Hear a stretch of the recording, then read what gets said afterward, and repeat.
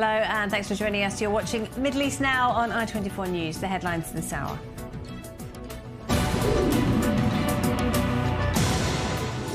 One killed and one injured in a shooting attack in the West Bank. The gunman is still at large. The Hamas leader Yahya Sinwar wants a hostage deal, according to Qatar and Egypt, who are hosting talks later this week. And despite intense pressure on the team, it's a record medals haul for Israel at the Olympic Games in Paris. But we begin with a deadly shooting attack in the Jordan Valley. One man has died, another has been seriously wounded. I24 News correspondent Pierre Clochendler has the details. A drive-by shooting occurred at around 3:15 p.m. in the northern part of the Jordan Valley in the West Bank, killing one man, age 23, from Bet Sha'an, a city in the Jordan Valley, and wounding moderately another, aged 33, who was transported by the rescue services of the Magen David Adom here at the emergency ward in the Rambam Hospital. The state of health of the man who was moderately wounded has improved dramatically, and according to the doctor who, according to the surgeon, Shachar Gruner, the man now is in light condition. He had shrapnels in the lower part of his body, and he will be released tomorrow from the hospital. Both men, since it's an area which is desertic and also deserted because it's in the midst of a nowhere zone, had to evacuate themselves. The man who died of his wound managed to drive a few hundred meters towards a kibbutz nearby, but died of his wound before the rescue services could reach him. The other man, who was moderately wounded, managed to reach the security forces. The security forces have been beefed up in the Jordan Valley, and there is a hunt man after two men who drove the car with an Israeli license plate, a stolen car. It seems one was driving, the other one was shooting with an M16 assault rifle, and the huntman is still going on. The roads have been blocked, and if the huntman doesn't bear fruit, the manhunt will start on the intelligence level in order to find the suspected perpetrators of this deadly attack. This is Pierre Clochendler at the emergency ward of the Rambam Hospital in Haifa, northern Israel.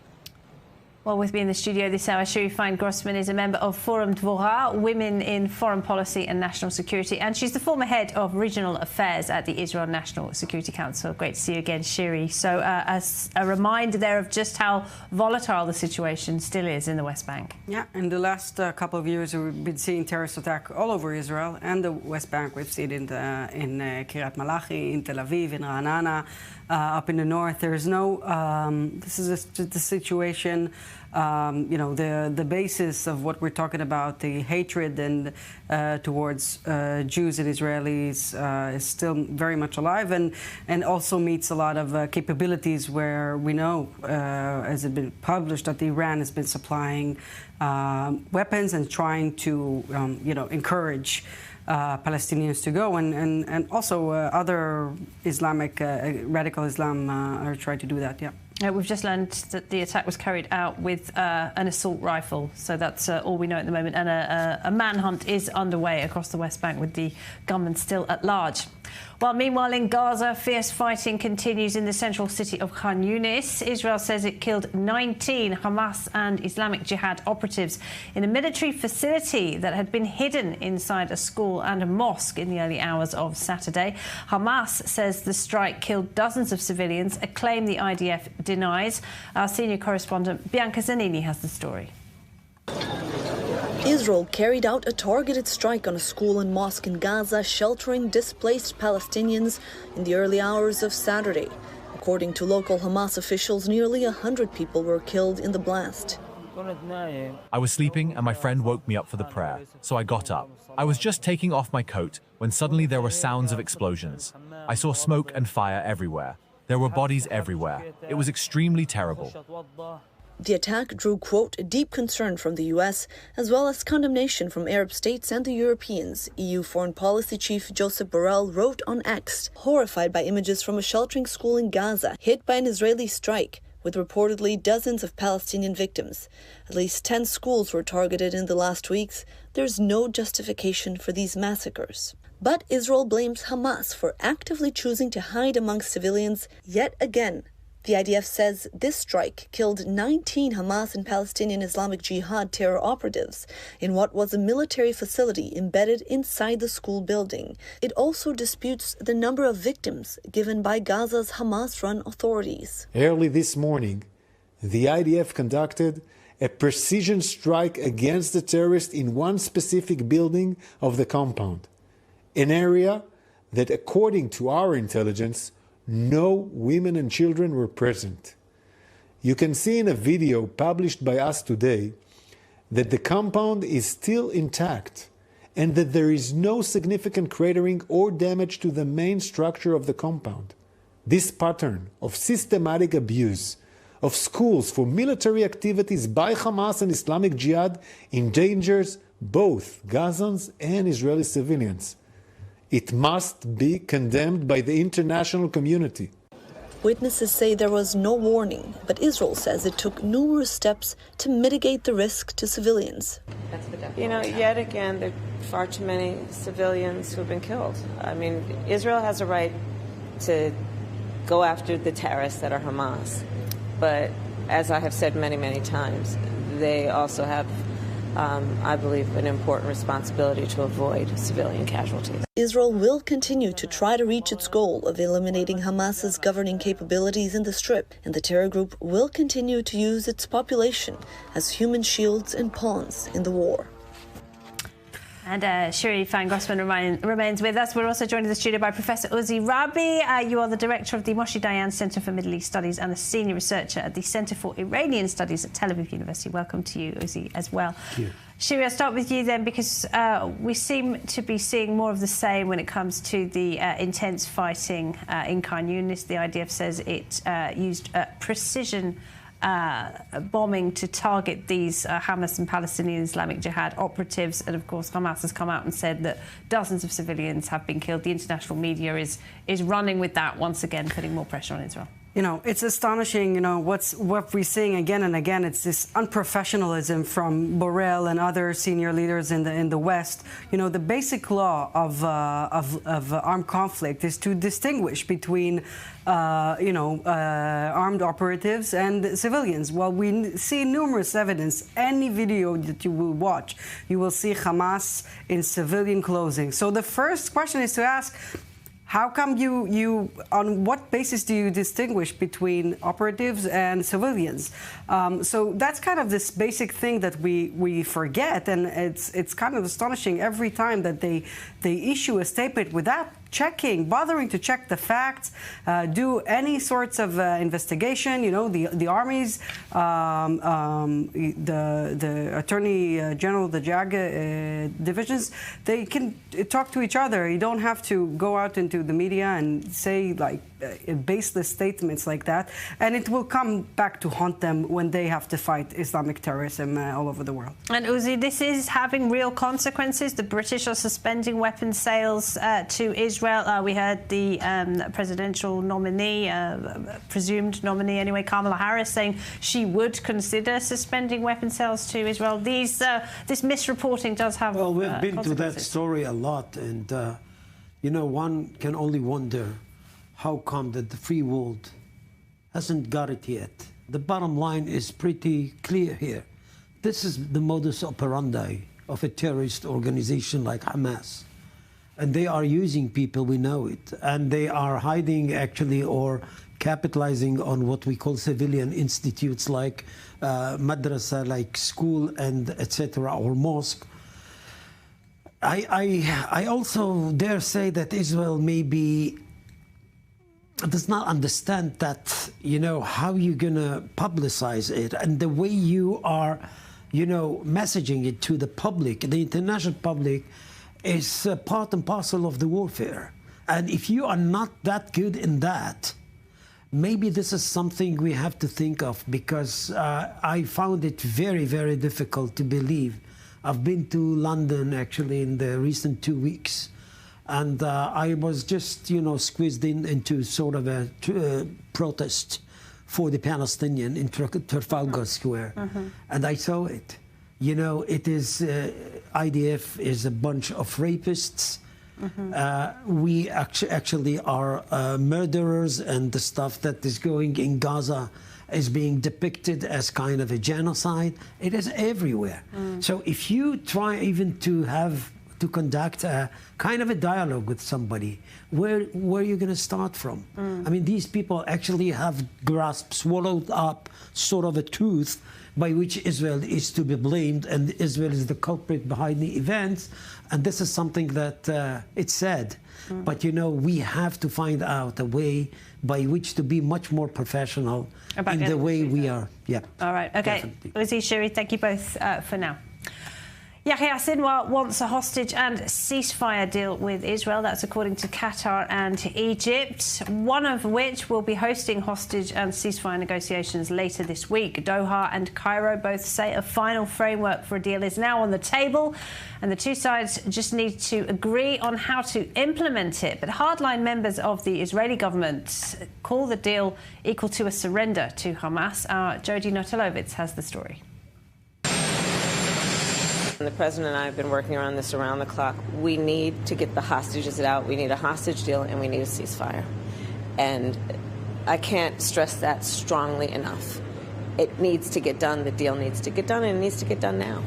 A new round of hostage negotiations is set to take place Thursday this week. This comes after a call to resume talks was issued by the United States, Egypt, and Qatar. The joint statement signed last week said, quote, "It is time to bring immediate relief both to the long-suffering people of Gaza as well as the long-suffering hostages and their families." Some were in disagreement, however. Israeli Finance Minister Bezalel Smotrich shared on social media on Friday that the proposed deal was effectively a, quote, surrender deal, a comment which drew a sharp rebuke from National Security Council Coordinator John Kirby, who described it as, quote, dead wrong. The views being taken against this agreement, the views expressed by Mr. Smotrich specifically, would in fact sacrifice the lives of Israeli hostages, his own countrymen, and American hostages as well, and flies in the face of the national security interests of Israel at this critical stage of the war. Adding that this deal fully protects Israel's national security interests, and that President Joe Biden would not allow extremists to blow things off course,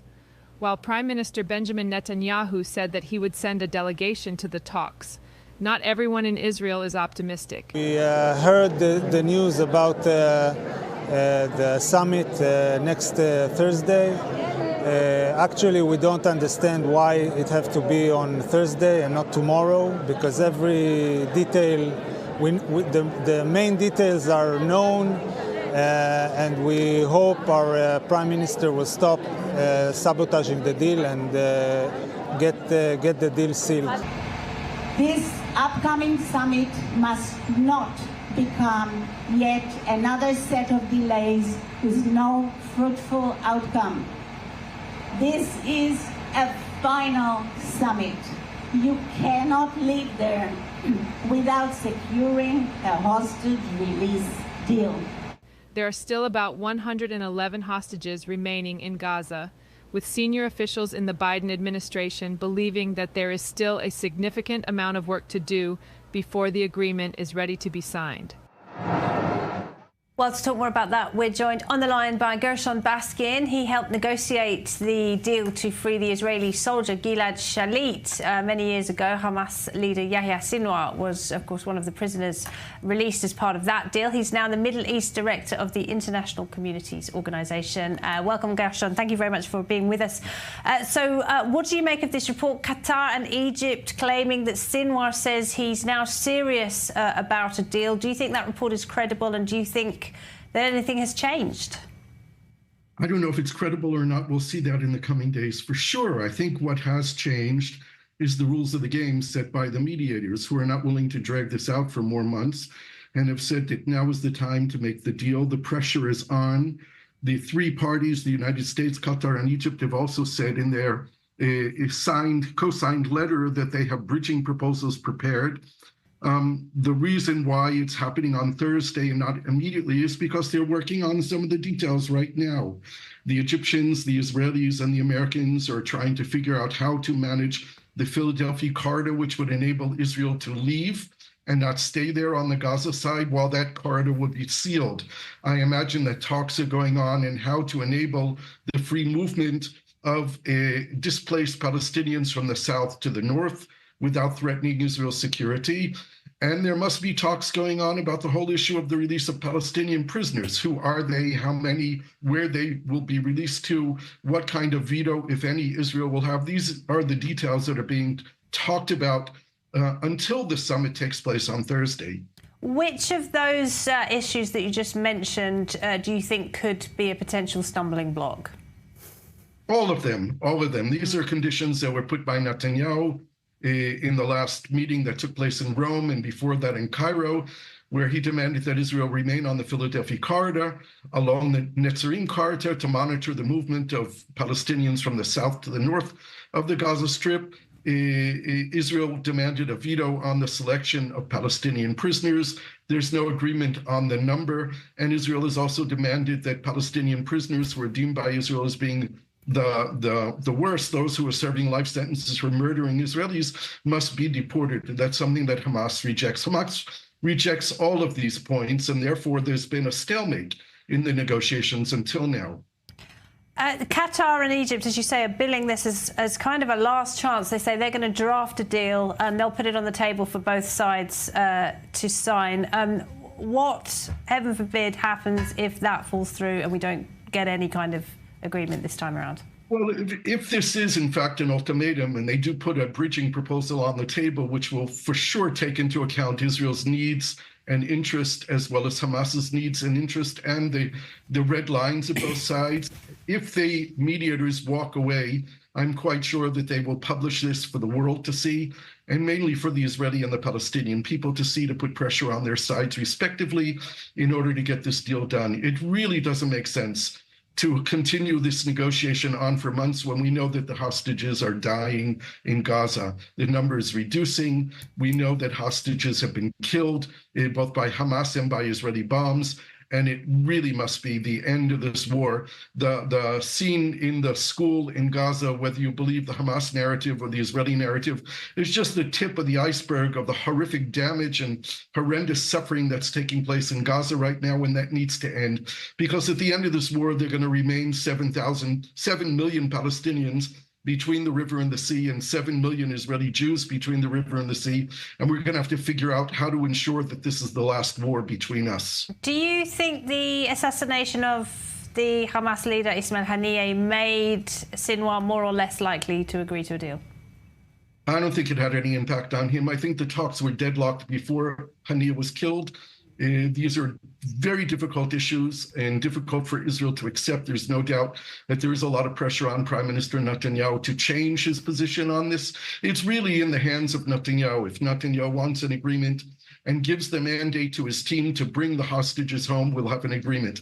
My word of advice to everyone, to the mediators, to Israel and to Hamas, is not to drag this out over months. We don't need a three-phase deal. We need to have this done in one shot. It needs to be over the next 4 to 6 weeks to end the war, to withdraw Israeli troops from Gaza, to redeploy on the border, to reinforce the Philadelphia corridor, and to bring all the hostages home. It can be done in 4 to 6 weeks. We don't need to drag this over months. Gershon Baskin, thank you very much. Thank you. All right. Very quickly, because we don't have a lot of time, I'd just like to each of you get a reaction to what you just said. Look, at the end of the day, it's about the hostages because they're the one who don't have any time left, and it's an ethical, moral question. What kind of price? Should we pay any price or not? And at the end of the day, we have a leadership to answer that, and we have the public to say what he thinks about that. All right, thanks. I agree, but it takes two to tango.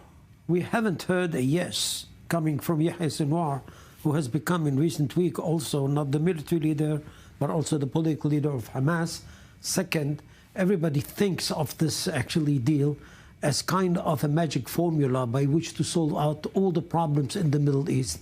Let me just remind ourselves that this is not kind of a solution to what's going on in the north. So I wish we could have them back. But once again, actually, it seems very, very complicated because Hamas hasn't come up with a positive answer yet. And Philadelphia, in my opinion, is very, very important. I mean, I don't know if we have time, but from the fundamental basic things that are going on, Qatar wants Hamas to stay alive, for it to be the mediator it is. Egypt doesn't care about Gaza at all and always wants it to be Israel's problem. And the U.S. wants a ceasefire for its elections. So it doesn't solve anything for us Israelis, and I don't think a lot for Palestinians as well. But it could potentially bring back some the hostages. And that's what I'm saying. That's the benefit. In the end, that's the question. Okay. All right. Thank you both. The former US President Donald Trump's campaign says it's been hacked by Iran. The campaign says Iranian groups targeted its internal messaging, including communications with vice presidential candidate J.D. Vance. Microsoft said earlier this week that it too had evidence of Iran trying to influence the election via phishing emails and fake news websites. We'll just talk more about all of that. We're joined by Norman Rule. He's a former senior US intelligence official and now the senior advisor with the group United Against a Nuclear Iran. Thanks for joining us, Norman. Good to see you again. Does this sound like something Iran would try to do, and how much success have they had? Good evening. This is not only exactly like something Iran would do, but it's something that Iran has been doing for a number of years. Over the last years, Iran has expanded a federated cyber program involving a number of official and non-official entities in Iran. It is targeting the United States for two reasons: to promote dissension and also to interfere in the election. It's not just so-called phishing attacks, which is when a user gets an email to try and get them to click on a link. There are also lots of fake news websites Iran is apparently behind. How much of a problem is that? You're correct. Iran uses very traditional and very effective targeting of individuals for phishing to gain access, broad access to computer systems. This is a very effective and old tool. The websites themselves that promoting fake information, that's more difficult to measure. In fact, it's impossible to measure. It's unlikely to have a significant influence on the election, but it will promote dissension in the United States and will gather some publicity. That publicity is important for Iran because it allows it to say to its adversaries that it has a reach into other countries. If Iran is doing this in the United States, it's certainly doing it in other countries. Right, and we'll come to other countries in a moment, but a spokesman for the Trump campaign says that Iran is doing this precisely because President Trump would, as he put it, come down harder on Iranian-backed terrorism in the region. Do you think Tehran would prefer a President Harris in the White House? I think Tehran would not welcome return of President Trump to office. Why is that? Because he has traditionally been much harder on Iran, and he approved the operation that killed Qasem Soleimani, and he restored significant sanctions on Iran. All right, let's talk about Germany then, because there's a report that the supreme leader of Iran, this is quite astonishing, was actually talking directly to the head of the Hamburg Islamic Center and giving him specific instructions about how to talk about October 7th to his congregation. What does this tell us about Iran's reach in Europe? Well, Iran has long established a series of Islamic centers in Germany, in England, and in a number of countries. It uses these centers to propagate hardline theology, to propagate official propaganda, and to identify recruits among the local Muslim community. In Germany, it has targeted the Turkish community, for example, as well as Iranian emigres. These organizations are run from an office within the broader office of the supreme leader. And in essence, what you're seeing is the true ideology of the regime. This internal office that manages these organizations is led by some of the most hardline individuals within the Iranian government. So it tells you how they want the world to respond. I don't think the Supreme Leader sent much personal guidance or engagement to this office, but he certainly approved of all of the guidance that his bureaucracy, a relatively small bureaucracy, directed towards this and other Islamic offices. It's a very dangerous propaganda outfit that should not have been tolerated. We should applaud what Germany has done to reduce this threat. Norman Rule, thank you very much. Uzi Rabi, none of that will come as a surprise to you. No, this has long been actually Iran's modus operandi. You know, we do talk about the nukes. We do talk about the proxies in this region. This is just one part of Iran's activity. When it comes to this cyber warfare, I mean, they are actually came up with kind of a real advancement and progress in that. And I wish I could deliver actually their notion. This is the notion of the Muqawama axis. This is basically what Hezbollah and Hamas thinks on Israel. The thing is that when it comes to Western civilization, it might be a very, very strong army when it comes to the military technology. But when you are looking at the fabric and at the content of this society, it is very weak. So promoting dissensions, as was said, is something you see also here. And this is something that is very, very consistent on their side. They do believe that by doing that, they are actually, you know, making those civilizations falling into the So in chaos abroad. All right, Uzi, for now, thank you very much. We'll take a short break. When we come back, we'll check in on a very tense situation in the north of Israel. Stay with us.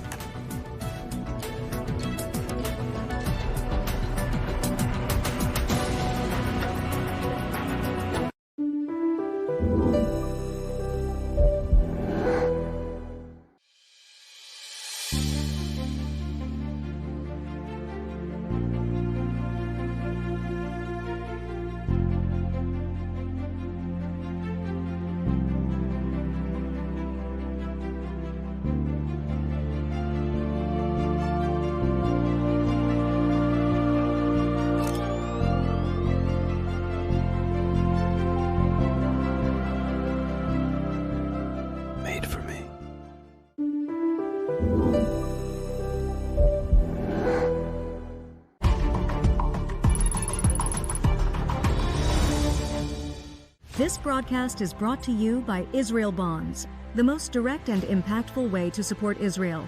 Invest now at israelbonds.com.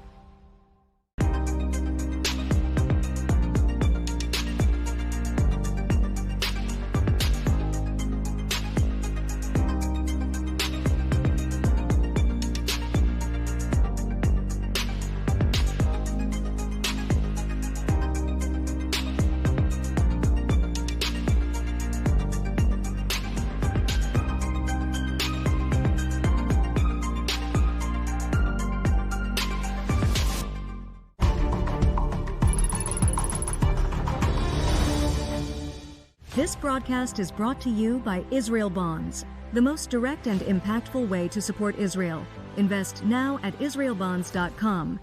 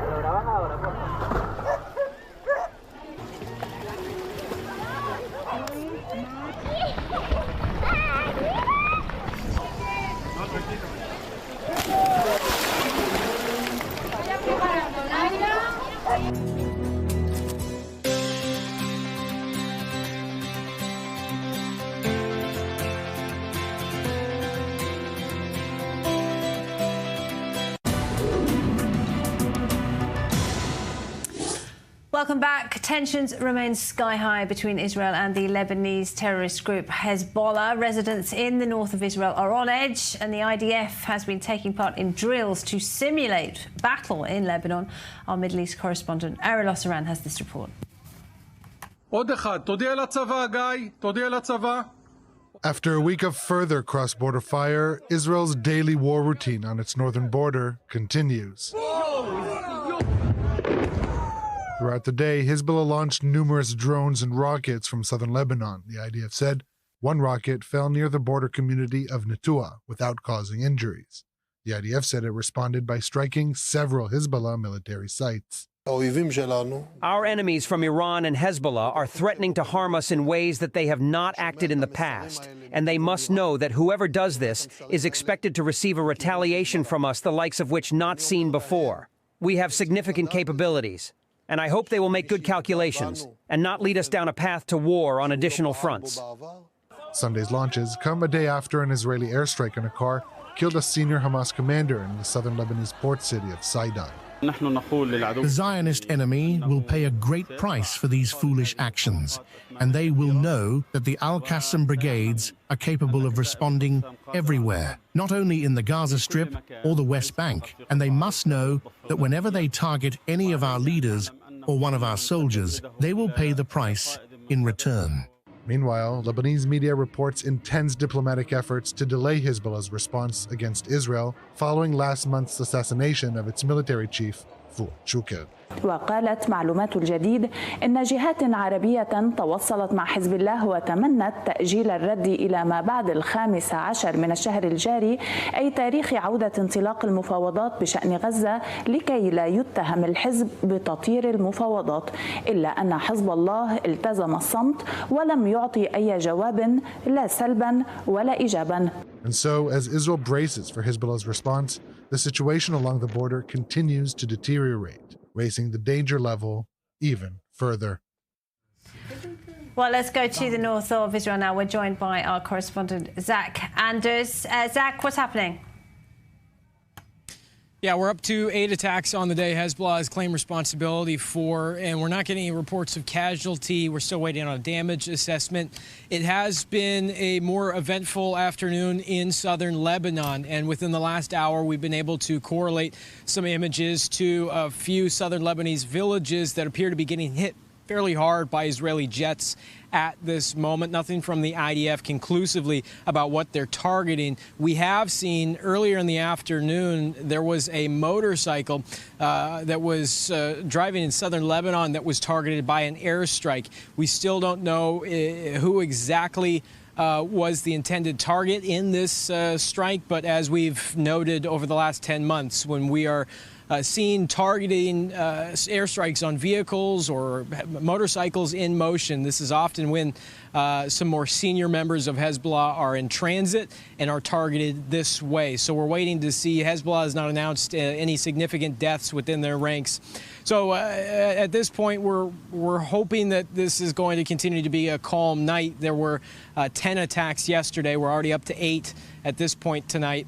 And it's certainly feels like we're on pace to reach the same number of attacks as yesterday. But just to give paint a general sense of what the environment feels like, here in Shlomi, we're looking out over the border, of course. It's very quiet, but that quiet's been punctuated by outgoing artillery and what I'm certain is a IDF firing range that troops are practicing. And so you can hear small arms fire happening in the distance as well. It sounds like a war. You're in a village that's evacuated. There's nobody else around. You just see soldiers. You hear outgoing artillery every once in a while. You hear a very deep rumble from the direction across the border, assuming that's these airstrikes in southern Lebanon. And then, of course, the outgoing artillery. My phone just reminded me that 1 year ago I was sitting in eastern Ukraine, and these nights feel the same. Very hot, very humid, and you just hear this noise throughout the night. The outgoing booms, the artillery, the small arms exchanges. It's very surreal, but again, we're continuing to see these cross-border attacks target what Hezbollah was targeting before the Fuad Shukr attack. They continue to exclaim that the main response, their hard response, is still coming, that it hasn't happened yet. So we continue to just sit here and wait.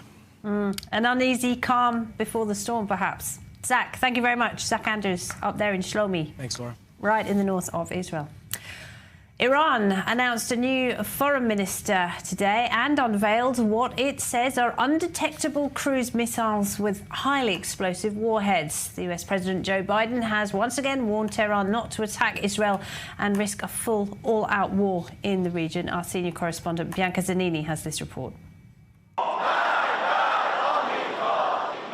Death to America and death to Israel. Participants chanting during a memorial service this weekend for Hamas leader Ismail Haniyeh, who was assassinated during a visit in Tehran earlier this month. Israel is widely blamed for the targeted killing, prompting Iran and its proxies, Hezbollah, Hamas, and the Houthis, to vow revenge. Israel and the rest of the world have realized by now that our revenge will be harsh. We won't ignore the blood of this dear brother of ours. Everyone will see that soon. The tensions in the region reaching a boiling point, with speculation on how and when Iran or its proxies will attack. On Sunday, Iran nominated former nuclear negotiator Abbas Araghchi as the country's new foreign minister to the newly instated president Masoud Pezeshkian.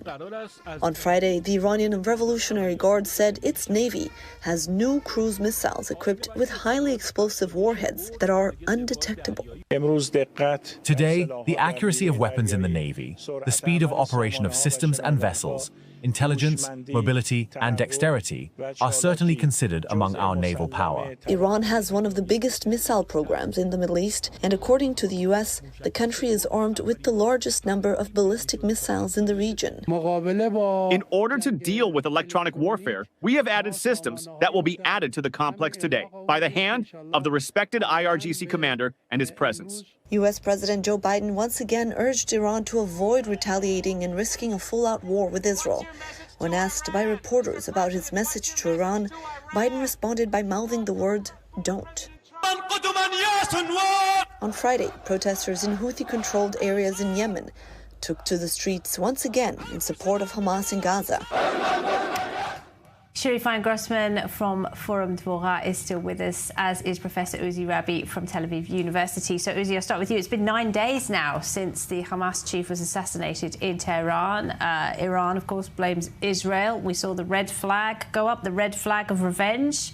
Yet here we are, revenge still waiting. Let's just make sure we understand that revenge is part of the culture.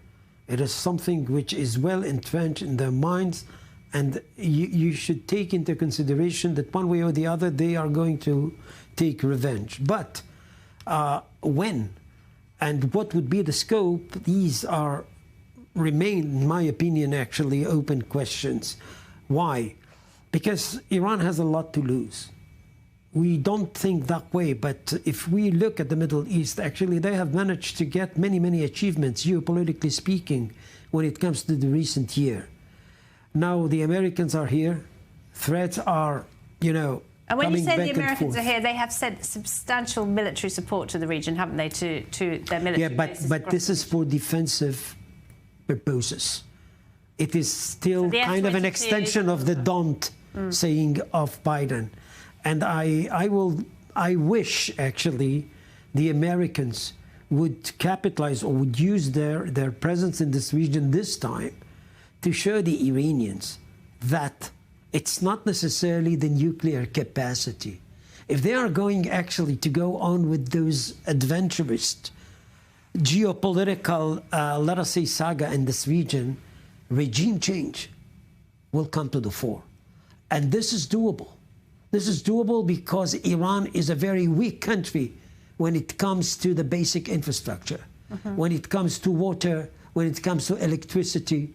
This is, in my opinion, and sadly, this is the only way by which you can make those bad guys think twice about things.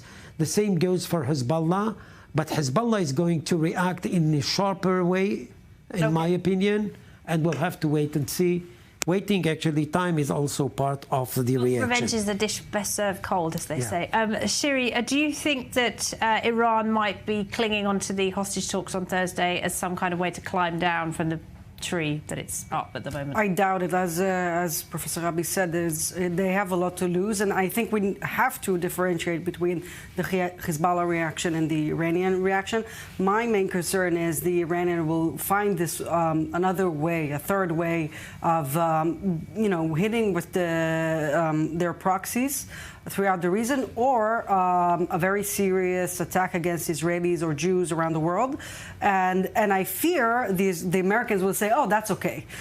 If it's not direct cruise missile from Iran, we'll let it go. Iran is not punished as it usually is, and it will continue. And that's what we should all be concerned about.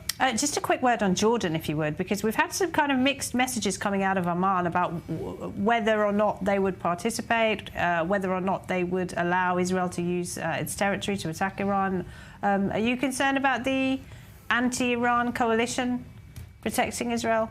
I'm not. I mean, I don't know where exactly do we stand. I understand that they want to be a little bit vague about it and to leave kind of this space where they can deny, they can approve. They say, though, that actually they are not going to allow anybody to use their airspace. But, the Prime Minister was, Jordanian Prime was in Tehran. Yeah. Actually, conducting some So this is kind of the mixed messaging. Yeah. And Jordan is a mixed messages country because it is in the middle. Iran is going after it, trying to haunt actually this royal family. And if you look at the map, if Jordan is being fallen into the cracks, we're going to have a continuum which is being controlled by Iran all the way to the West Bank, what we call Judea and Samaria. This is something that we have to think of. And we have also some pushback from the Saudis about Jordanians and some tensions there. So they're not in a good situation and they need to take care of themselves. All right, thank you both. All right, there's been a second attack on a US military base in the region. Meanwhile, several US and coalition personnel were wounded in a drone attack on a base in Syria. It follows an attack just a week ago on the Ain al-Assad air base in the west of Iraq. No group has claimed responsibility, but the main suspects are Iranian-backed militia. Iran says the US bears responsibility for the assassinations of the Hamas leader and a senior Hezbollah figure in Tehran and Beirut because of Washington's support for Israel. Colonel Rich Outzen is a senior fellow at the Atlantic Council and a geopolitical consultant at Dragoman LLC. Thank you very much indeed for joining us. So, first of all, what strategy does the US have to deal with what are now becoming regular attacks? No, it's good to be with you. I think the U.S. is struggling to set the proper threshold for response to these attacks. There have been low-level attacks, a death by 1,000 cuts strategy by Iran that's been going on since at least last October of 2023, and there's been over 150 attacks, some in Syria, some in Iraq. And Iran's taking advantage of the fact that the U.S. doesn't have massive military presence in these places anymore. It's got a few hundred or a few thousand total. There's, I think, 900 in Syria. And then if you add in what we've got in Iraq, it comes, I think, to the low thousands. But they're able to prosecute counterterrorism campaigns. These are not major forces, though, that are able to deter all sorts of asymmetric attacks. That's the drones. That's, in some cases, small rockets and missiles and things like that. I think there's a fear of car bombs and things like that. So at a relatively low cost, the Iranians are able to consistently put pressure and make a symbolic act of resistance. Now, they're not doing real damage at this point. So the U.S. struggles and says, okay, don't, again, as they do with Israel. But unlike in the situation with Israel, we can't send an aircraft carrier and an air wing to actually dissuade all of the little places where they could be attacked. So we're struggling. Only when they killed 3 U.S. soldiers last year, or actually early this year in January, along the Syria-Jordan border, then there was a pretty massive response, and then things quieted down. So we're struggling. The Biden administration is struggling to find what's the threshold between deterrence and retaliation to really make this painful. Meanwhile, we've seen pro-Assad forces in Syria pushing back these US-backed Kurdish forces that helped defeat ISIS in this same region of Syria near the border with Iraq. How are these attacks hurting the US mission, and the reason they're there in the first place to prevent ISIS from regrouping and posing a threat to the West? Right. Well, so the real concern about ISIS these days, there are small elements of ISIS that are still operating in eastern Syria, but we've got this sort of residual problem of thousands, tens of thousands, actually, if you count family members of the ISIS members and their close relatives that are being held in prisons and looked after by the U.S. aligned forces, the Syrian Democratic Forces in the area. In many cases, these people are Syrians or Iraqis who have friends and family, especially in the tribal conservative areas near Deir ez-Zor, and they're unhappy with the continued U.S. alliance with the Kurdish forces, and they're also unhappy with the continued pressure against the conservative and tribal forces, and they want their family members released. So without a solution to that problem, and I think there's fewer ISIS attacks these days, so that the U.S. is able effectively to keep the ISIS attacks down. But this is overlaid now with the tribal element struggle against the Kurds, and also with the pro-Assad and anti-Assad opposition in a struggle there. So it's like a four-dimensional struggle, and the U.S. doesn't have enough forces, let alone political vision, to find a real path through this. So in the meantime, it's a status quo that's very fragile, very dangerous, and the Iranians are absolutely seeking to take advantage of that. Meanwhile, the Biden administration has decided it will now lift a ban on offensive weapons sales to Saudi Arabia. What do you make of this, Rich? Is this a major shift in policy? Well, I want to give the Biden administration credit. I'm a frequent critic, but I think in this case, they have gotten, they've learned the lessons of deterrence. I think in Ukraine, we saw that in the period from 2021, early 2021, when they took over in Washington, the Democrats were a little soft in terms of lethal aid to the Ukrainians and trying to deter the Russians. Their mantra was, let's not escalate. And I think the same thing, the same dynamic applies with regards to Iran in the Gulf and in the broader Middle East. They basically have said, we don't want to escalate. Let's keep this at a certain level. But now they're learning, actually, if you want to deter, if you want stability, you have to arm your friends and you have to protect your friends. And that's good to see. Colonel Richardson, always great to talk to you. Thank you very much indeed. Thanks, Lauren. Shiri Grossman and Professor Uzi Rabi with me in the studio. So, Shiri, there we heard about the end of this policy to ban weapons sales to Saudi Arabia. How do you read that? Is that the Biden administration admitting that it was wrong 4 years ago to cut off those weapons shipments? You know what's interesting? We need to track what's going on with the oil prices, which actually are kind of low in the last couple of months, and I haven't delved into that too much, but that will give me a clue of what's going on. The administration wants to see the oil prices low before election period, and they want to see a deal with Saudi Arabia for many, many reasons that we spoke of, and they don't see Israel agreeing to what Saudi Arabia is demanding in this trilateral deal, so to speak. That has to do with a lot of the defense weapons and other weapons between defense alliance, I would better state it, between Saudi Arabia and the United States. So this is kind of this is part of the ongoing situation over there. All right. Uzi, do you see the Americans coming back to the region more forcefully, given what we've seen over the past year? No boots on the ground. No. And this is why actually we do talk about what happened with Saudi Arabia.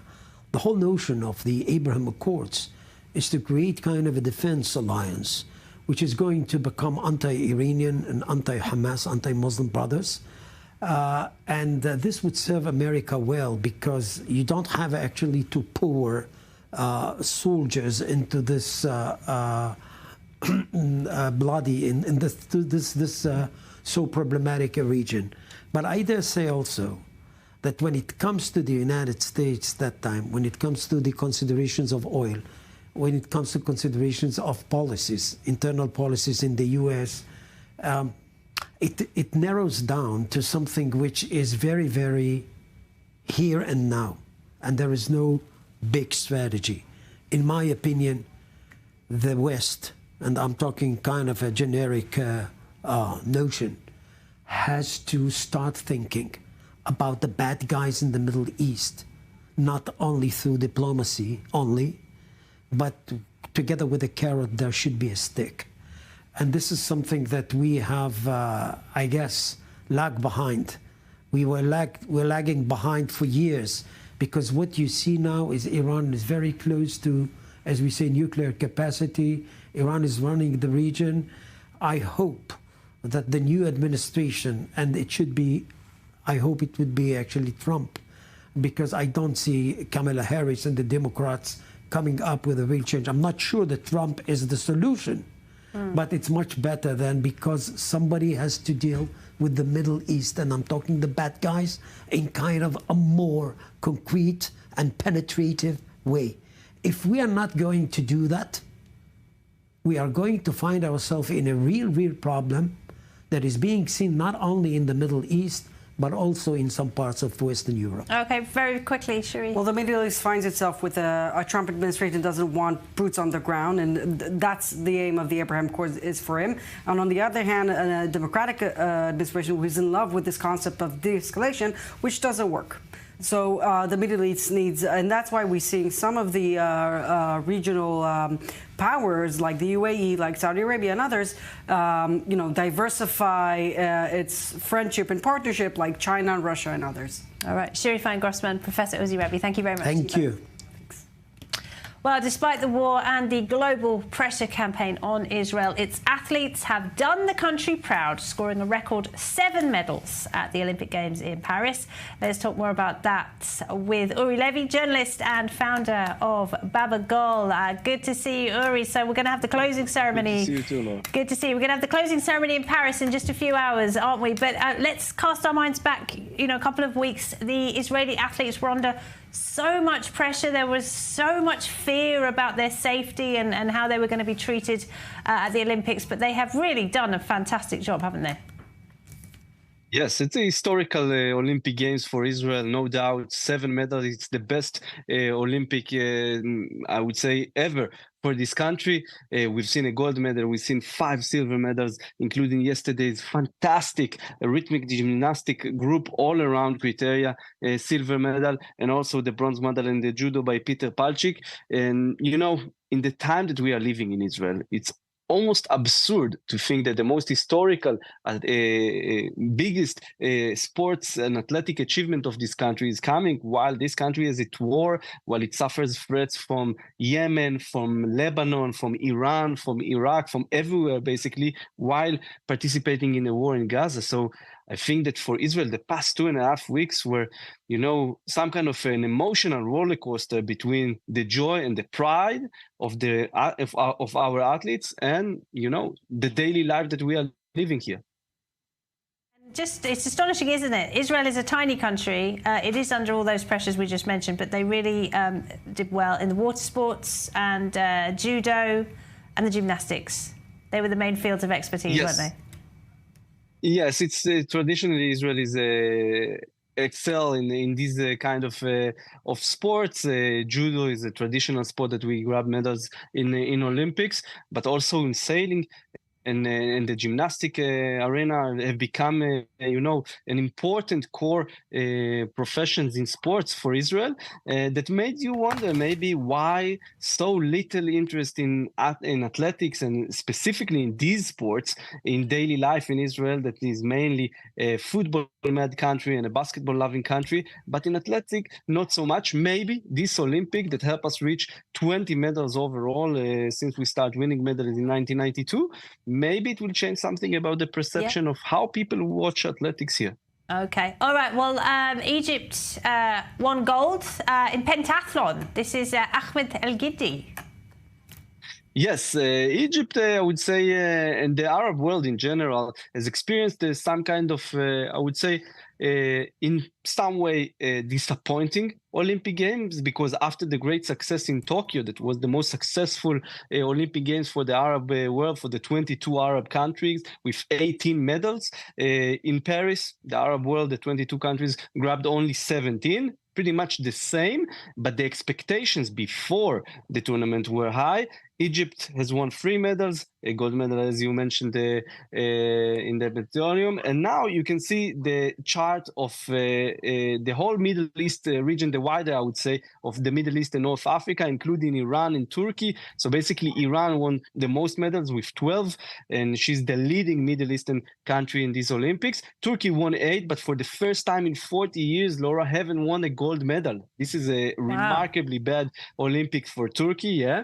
Makes you wonder. Israel, as we said, the best Olympics ever with 7 medals and a gold and everything. And besides that, Morocco is a notable one for the gold in the 3,000 meters run for Soufiane El Bakkali, and obviously the bronze medal for the national football team, which is the first Arab national football team to get a medal in the football tournament in the Olympics. But most interestingly, I would say, Bahrain, Laura, 4 medals, 2 gold medals. Ooh. But not surprisingly enough, none of them are Arab competitives. They are all naturalized athletes from Kenya, Nigeria, Russia. So it also makes you wonder about these achievements. And I would say, regardless the number and the account of the medals, the Arab world and the Middle East, especially with everything that's going on now, was always somewhere in the headlines of these Olympics, whether it was Iman Khalif, the Algerian boxer that, brought a very interesting discussion about gender and how West views some kind of, I would say, competition from a boxer that is not all right, Uri. But great Olympics. It's been a good one for everyone. Thank you, Uri. Good night.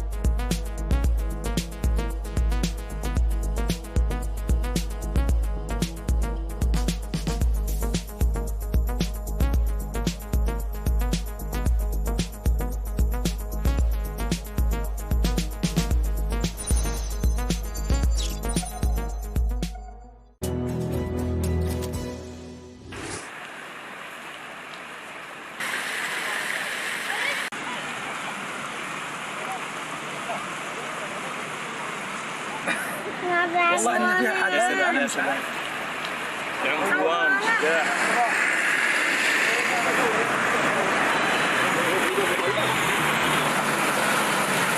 سؤال مهم كم كلفك شغل نتيجه كذا شغل 6 شهور كذا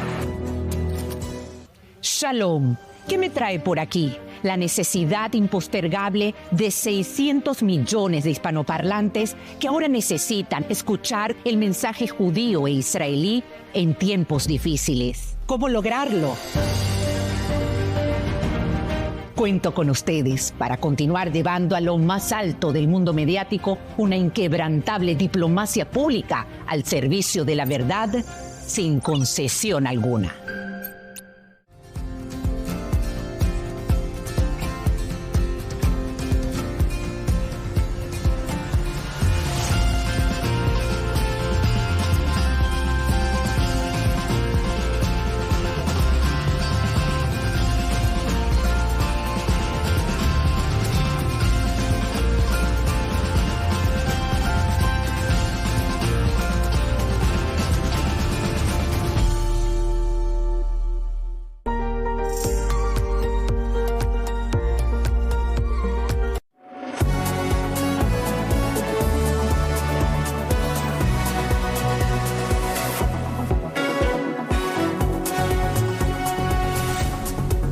One Israeli civilian killed, another wounded in a terror shooting on the West Bank's Jordan Valley Road. We'll have the latest.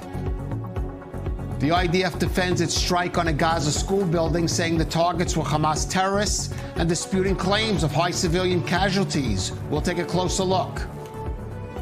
A silver medal performance in rhythmic gymnastics caps a record-setting run for Israel's Olympics team. We'll wrap up the Paris Games.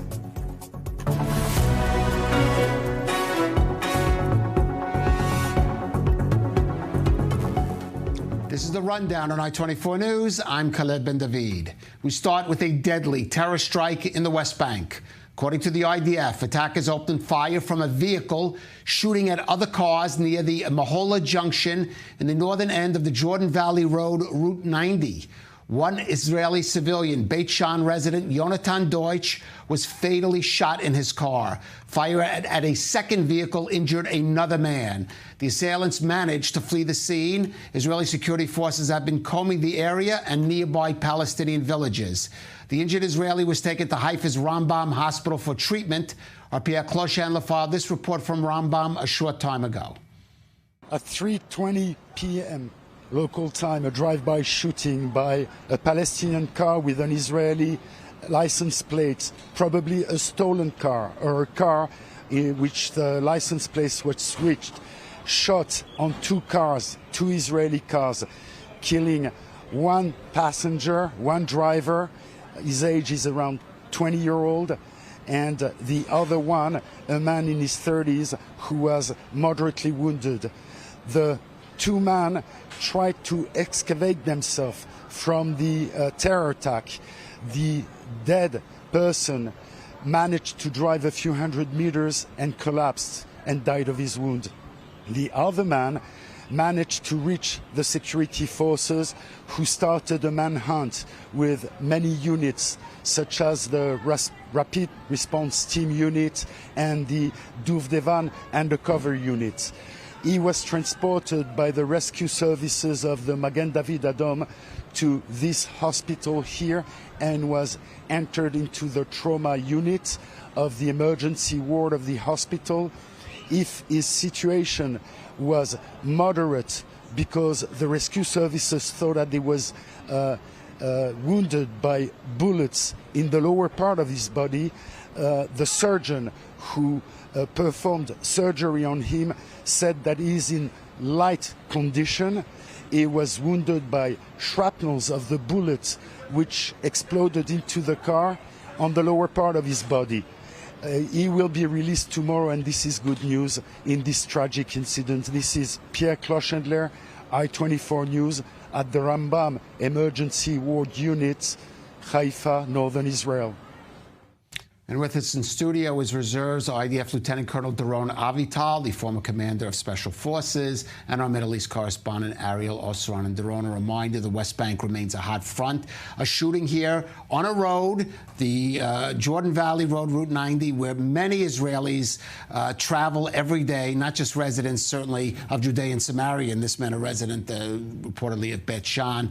And again, showing how much that front is still so problematic for Israeli security forces. For sure. I mean, you don't even have the guy that does it doesn't even have to be associated with an organization. If he gets paid, if he gets a mission from whoever organization, Hamas, Jihad, or whatever, he can operate in such a fashion. It's hard to locate those people because sometimes the intelligence is not there. But we have to look at the zone Samaria. We also have to look at the border with Jordan in terms of smuggling and so on. The whole area, this is a very problematic area. Another one of those. Right, that area very close to the Jordan border, Jordan and there have been infiltrations exactly. from that area. Exactly. So, another front.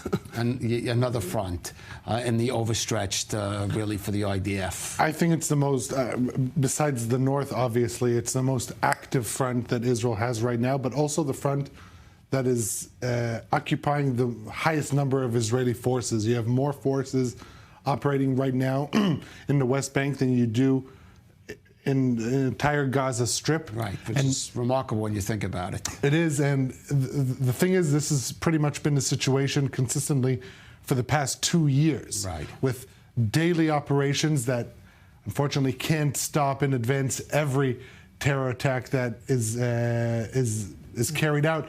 And as Doron said, most of these attackers don't have organizational affiliation, despite Hamas, Palestinian Islamic Jihad, not only inciting, calling on Palestinians to carry out such attacks, but obviously praising when such attacks do happen. And this raises the question, if this is the current situation in the West Bank, what are we to expect moving forward regarding the Gaza Strip? Because a lot of military experts, but also officials, are saying that this is the model that Israel is hoping to employ on the Gaza Strip, and with talks of a ceasefire and hostage release deal, expecting, at least on the Hamas side, to end Israel's fighting in the Gaza Strip and a complete withdrawal of its forces. It raises the question, what will the continuation of the campaign against Hamas look like in the Gaza Strip and the day after? One difference, you don't have Israeli civilians in the Gaza Strip. Exactly. And I'll leave it at that. Not that there aren't who would like to be there in return. Yeah, exactly. And on a humorous note, we must say that Hamas has a stronger hold than the PA has in the northern Samaria. Because in the northern Samaria, the PA doesn't have any hold on the situation. Right. All right. Well, we are going to move now to the Gaza front, where the IDF has now issued expanded evacuation orders for Palestinian civilians in the Khan Yunis area, saying that Hamas terrorists are operating within those cities designated safe for sheltering zones.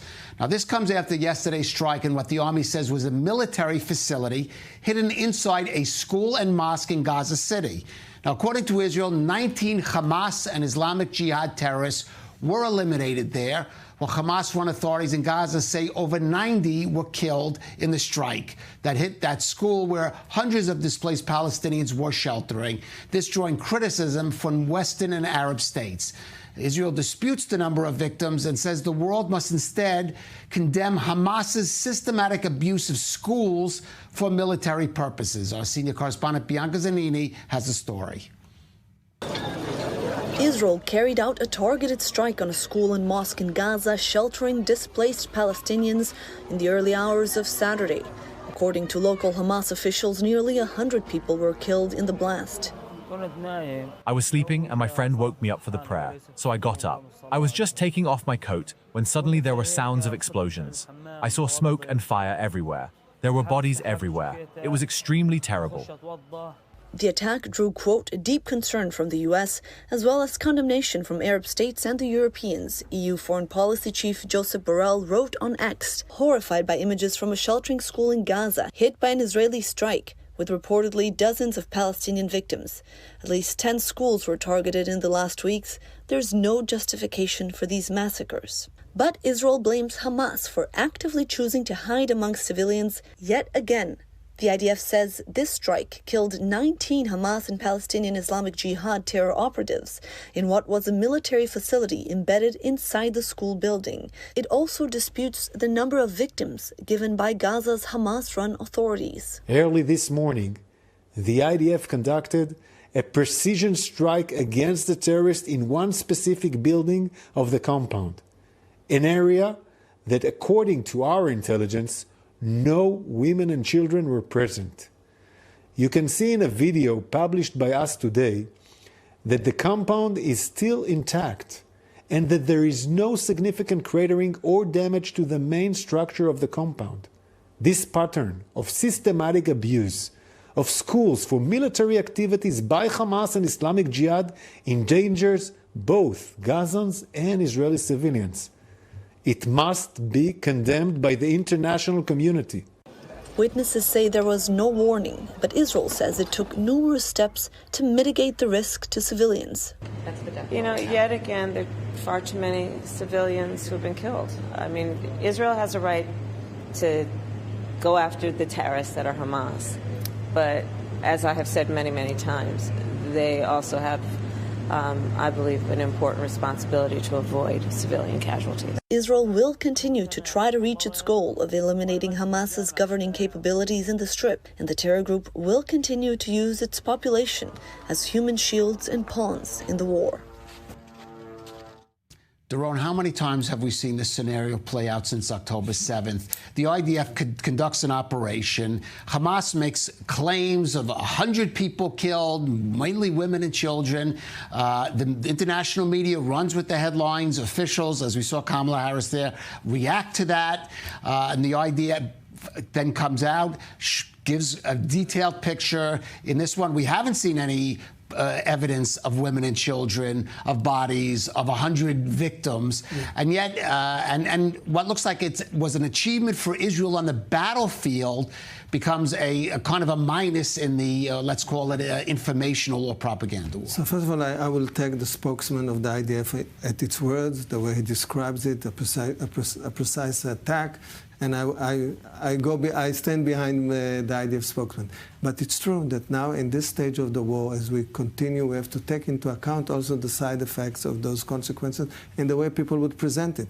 So this is it's part of the consideration now as we go forward in conducting this war. It goes hand in hand with the prospect of a hostage deal, with the prospect of thinking about the day after. We have to take all those things into consideration. I insist, and I say it from time to time, that you don't end the war by killing all your enemy soldiers. You end the war by reaching some objective. And this objective has to be set to the army, to the IDF, and to be followed and then to be... Okay, I do want to point out Prime Minister Netanyahu again in the government meeting today, in the cabinet meeting, saying victory is the objective. But of course, I would say he's saying it's just to degrade Hamas's military capability, so it simply cannot rule in Gaza anymore. What we want is the day after Gaza that is not ruled by Hamas. This is the objective. But if Gaza is not ruled by Hamas and not ruled by IDF, it should be ruled by somebody else. So we have to work out some resolution together with our allies in terms of the day after. And this is where the problems are, because to introduce the PA or leaders of the PA into the Gaza Strip, this is one thing that this government objects, but I don't see any other option unless we want to continue, and you mentioned what happens in northern Samaria, unless you want to continue this, what I call Territory A of the Oslo Accord kind of conduct, in which you operate the way we do in and out, but we are not in, we don't command the civilian life there.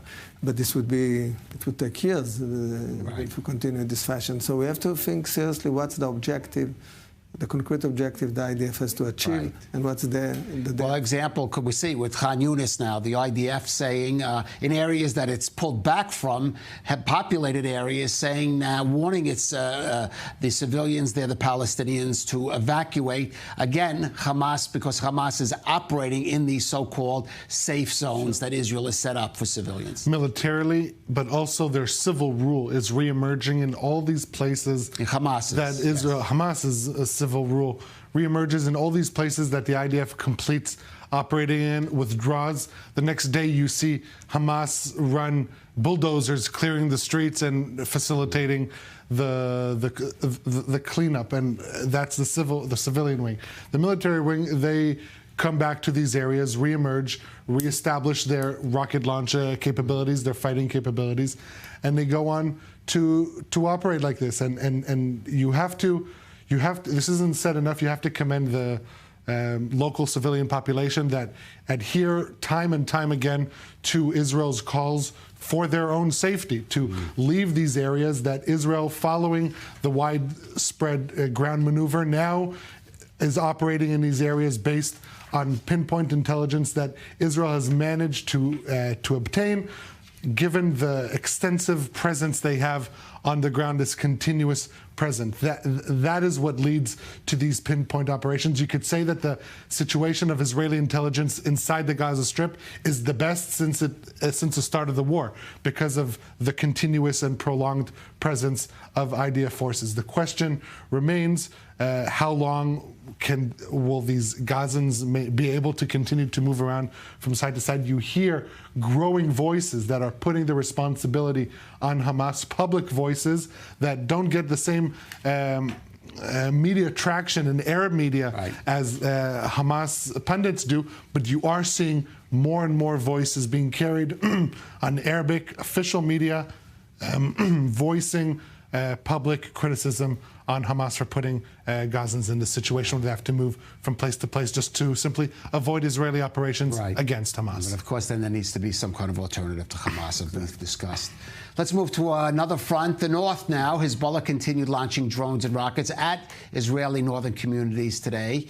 The IDF continued with its airstrikes across into southern Lebanon. The cross-border fire comes as Arab countries are reportedly asking Hezbollah to delay that expected retaliatory strike against Israel, the big one. Middle East correspondent Ariel Osran has more on that.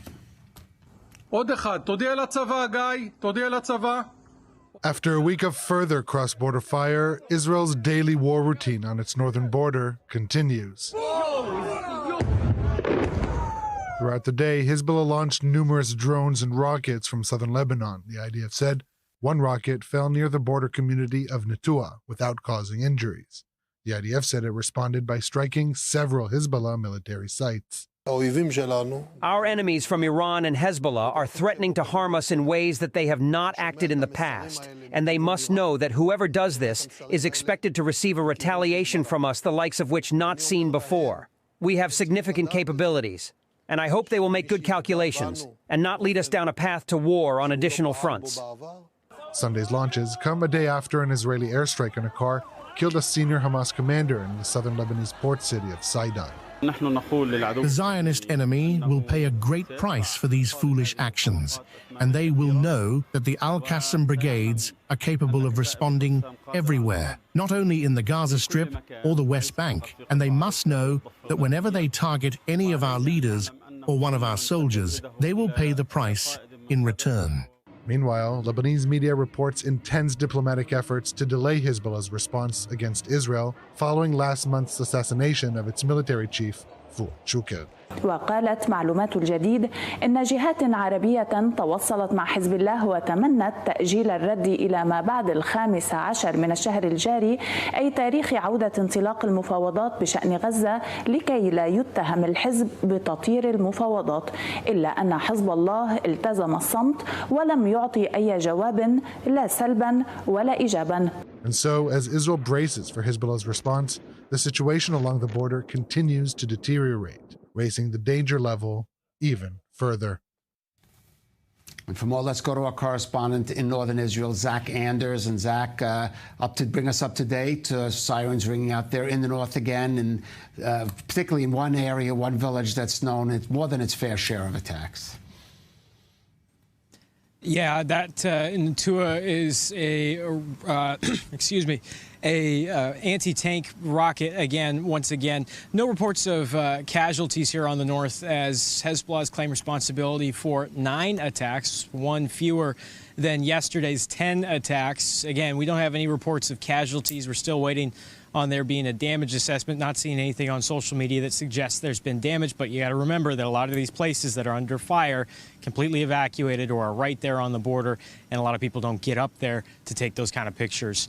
We are sitting in Shlomi at the moment, looking out over a quiet border for now, but within the last few hours, we've heard distant rumbles, and they're correlating with Lebanese media reports of airstrikes in southern Lebanon. We know of at least 3 villages that have been hit by these airstrikes, or at least images coming out online that appear to show these are where the airstrikes are. And the IDF does say that, once again, they've been operating in these areas with targeting Hezbollah infrastructure, weapon storage, And we know that there's been another targeted killing of at least 2 men that were on a motorcycle in southern Lebanon. We don't have any official confirmation as of now if they were being targeted for some sort of senior status. That's something we've seen over the last 10 months. A lot of the time that these airstrikes have hit cars or motorcycles in motion, it's been a more prominent figure within Hezbollah, within southern Lebanon. Hezbollah has announced an additional death in the last hour. But it's not entirely clear if this is related to the motorcycle incident. We'll wait for the IDF to come out on this event in particular. That pushes Hezbollah's count well above 400 that have been killed. Independent estimates are a bit higher, sitting in the 450 range. Again, some of this is difficult to correlate, collaborate on some of these details, just given the inability to go into southern Lebanon and be able to correlate what Hezbollah is saying, what the IDF is saying, and be able to get an independent estimate there.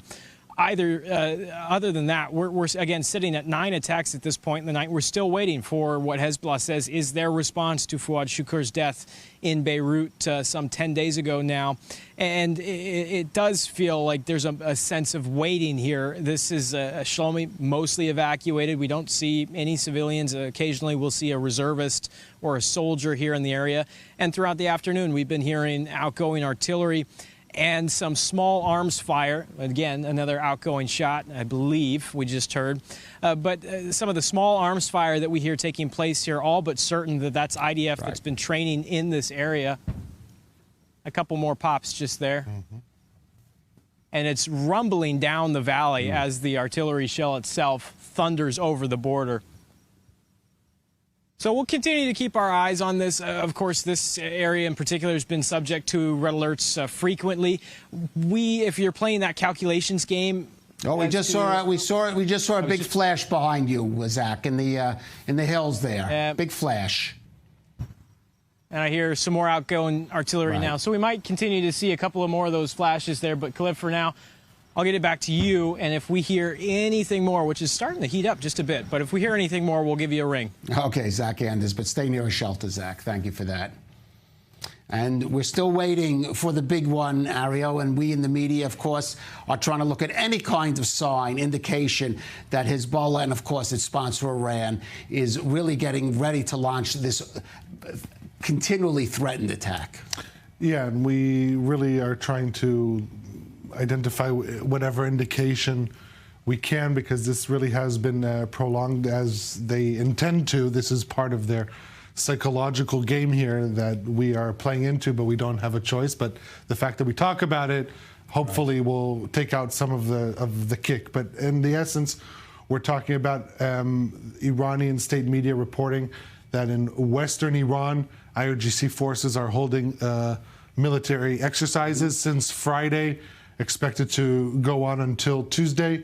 The fact that this is notable is because western Iran is where these missiles that are going to be launched at Israel, at least according to the numerous vows coming from Iranian political and military leaders, are expected to be launched from, mainly in Kermanshah area. This is the area, the region in western Iran that we saw, indeed, the missiles and drones launched that April 13th night, where they launched over 300 drones and missiles, cruise missiles as well. So according to the Revolutionary Guards, this is going to go on until Tuesday with the goal to, quote, enhance combat readiness and vigilance. All right. Well, in the meantime, Iran has announced a new foreign minister and a load of new undetectable cruise missiles with highly explosive warheads. This, as U.S. President Joe Biden once again warned Iran not to attack Israel and risk a full-out war in the region. Senior correspondent Bianca Zanini has the latest. Death to America and death to Israel. Participants chanting during a memorial service this weekend for Hamas leader Ismail Haniyeh, who was assassinated during a visit in Tehran earlier this month. Israel is widely blamed for the targeted killing, prompting Iran and its proxies, Hezbollah, Hamas, and the Houthis, to vow revenge. Israel and the rest of the world have realized by now that our revenge will be harsh. We won't ignore the blood of this dear brother of ours. Everyone will see that soon. the tensions in the region reaching a boiling point, with speculation on how and when Iran or its proxies will attack. On Sunday, Iran nominated former nuclear negotiator Abbas Araghchi as the country's new foreign minister to the newly instated president Masoud Pezeshkian. On Friday, the Iranian Revolutionary Guard said its navy has new cruise missiles equipped with highly explosive warheads that are undetectable. Today, the accuracy of weapons in the Navy, the speed of operation of systems and vessels, intelligence, mobility, and dexterity are certainly considered among our naval power. Iran has one of the biggest missile programs in the Middle East, and according to the US, the country is armed with the largest number of ballistic missiles in the region. In order to deal with electronic warfare, we have added systems that will be added to the complex today by the hand of the respected IRGC commander and his presence. U.S. President Joe Biden once again urged Iran to avoid retaliating and risking a full-out war with Israel. When asked by reporters about his message to Iran, Biden responded by mouthing the word, "Don't." On Friday, protesters in Houthi-controlled areas in Yemen took to the streets once again in support of Hamas in Gaza. Israel and certainly the U.S. Presumably has the capability to take down so-called undetectable cruise missiles. But the fact is, Iran is harming us just by making this threat and forcing Israel to play this waiting game where international airlines, for example, have canceled all flights here. And the question is Iran going to finally pull the trigger? You don't expect me to predict whether they'll pull the trigger. I mean, many loaded guns in the area, Hezbollah, Iran, the Houthis for sure. Everybody does it their calibration. We have the U.S. around us everywhere and the coalition. And I think that from our perspective, we have to, as Netanyahu said, we have to keep our cool, wait. And in terms of the defense, I think we're well protected in terms of our defense mechanism together with what this coverage that we get from our alliance. In terms of counterattacking, once there would be such an attack, this is a different issue, and we'll have to consider how to counterattack. Interestingly enough, nobody wants a full-blown war. So it's an interesting game. Everybody threatens the other, but nobody wants a full-blown war, not Hezbollah, not Iran. The only players that are wild in the bush is the Houthis, because they don't care. They just they apply whatever they have.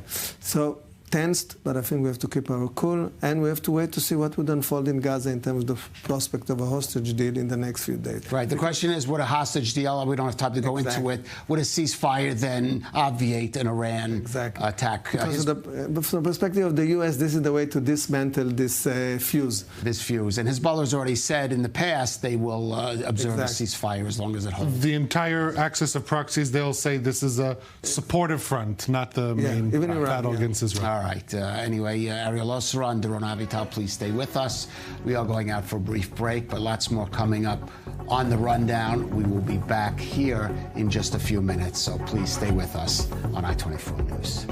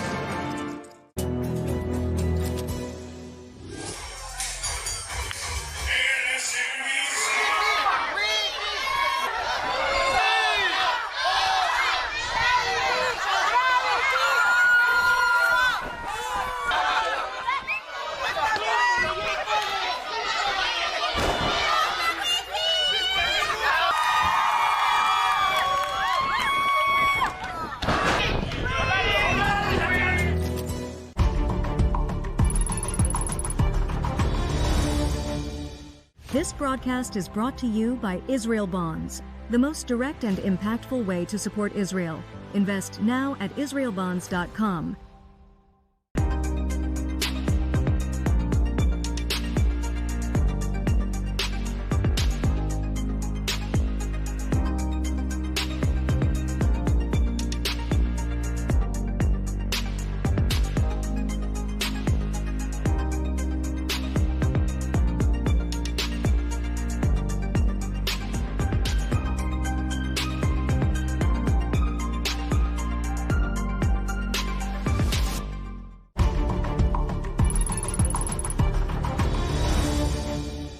This broadcast is brought to you by Israel Bonds, the most direct and impactful way to support Israel. Invest now at israelbonds.com.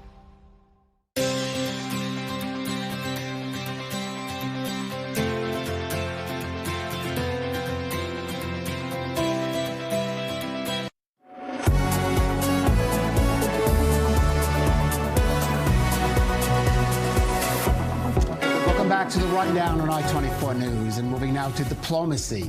From the time of the Oslo process in the early 1990s, the nation of Norway has played a somewhat disproportionate role in the Mideast peace process, with its diplomats often working closely with their Israeli counterparts. But not lately. Since October 7th, the Norwegian government has been harshly critical of Israel's war against Hamas and has taken a number of steps that have angered Jerusalem. These tensions reached new levels in recent days, with Israel's foreign ministry taking an unprecedented step against a Western nation once seen as an ally by revoking the credentials of 8 diplomats working in Norway's representative office to the Palestinian Authority, de facto expelling them from Israel. Well, Norway's foreign minister, Barth Eide, called it an extreme measure that will impact ties between the countries. Israel's foreign ministry responded yesterday, tweeting, quote, "The policy of the Norwegian government towards Israel since the brutal attacks by Hamas, Hezbollah, Iran, the Houthis, and others against Israel is extreme, one-sided, and anti-Israel. The Norwegian government, which only last week chose to support the baseless case against Israel at the ICC, recognized the Palestinian state, and even today, exactly 10 months after the largest massacre of Jews since the Holocaust, refuses to recognize Hamas as a terrorist organization and has lost Israel's trust and the special role it has played since the Oslo Accords. The extremist policy of the Norwegian government prevents it from having the capability to continue to be a partner in discussion or activities with Israel on the Palestinian issue." And now the U.S. State Department has also weighed in. That we always believe that diplomatic engagements are important, diplomatic relationships are important, and we have seen that diplomatic relationships between Norway and Israel have been important, and that it's been important that Norway be able to communicate with Israel and the Palestinian Authority, and we think that the productive role they can continue to play, and we would hope that they would be able to do so. And joining us from Jerusalem is Professor Gerald Steinberg. He's the president of NGO Monitor, emeritus professor of political studies at Bar-Ilan University. And Gerald, a few months ago, you wrote a piece in the Jerusalem Post, a sort of personal letter to the Norwegian foreign minister, saying you've worked in the past. And I know, I can recall, I think it was 5-6 years ago, Norway actually cut down its funding to Palestinian NGOs that it said were promoting BDS. Talking about the steps Norway has taken. Why this sea change, you think, in Norway towards Israel in recent years? This government in particular has gone very much in the anti-Israel direction. It might be because they still have ambitions to play a role of like a peace process, and by appeasing Palestinians and Hamas, they think that perhaps they can play a role and recover some of the lost glory that they had when they were doing Oslo. Of course, Israelis see Oslo as a tremendous disaster, but in Norway, it's still considered to be a huge success. Little Norway played a major role on the international stage, so then perhaps they want to recover that. There's also an element of anti-Semitism, the Norwegian church in particular, which I've seen in some of my trips to Norway, where they really look at Israel in a very biased way, in a very hostile way, and in some ways a classical theological way. These upstart Jews have this state and think they have all this power. We want to put them in their place. So I think there's a combination of all those factors that we're seeing in this particular government. All right. Well, I just want to note there is an evangelical Christian community in Norway that's quite supportive of Israel. Yes, there is definitely we should know support. that. But as one example of how extreme they've gone from cutting down funding to NGOs that support BDS. The Norwegian Sovereign Fund did a BDS on Caterpillar, the American company, supposedly because of some of its products are used in the West Bank, Judea and Samaria. But what about this move by the foreign ministry? Is this the way to go about it? Which is, again, I would say kind of unprecedented diplomatic step against certainly a Western country that once seen as an ally of Israel.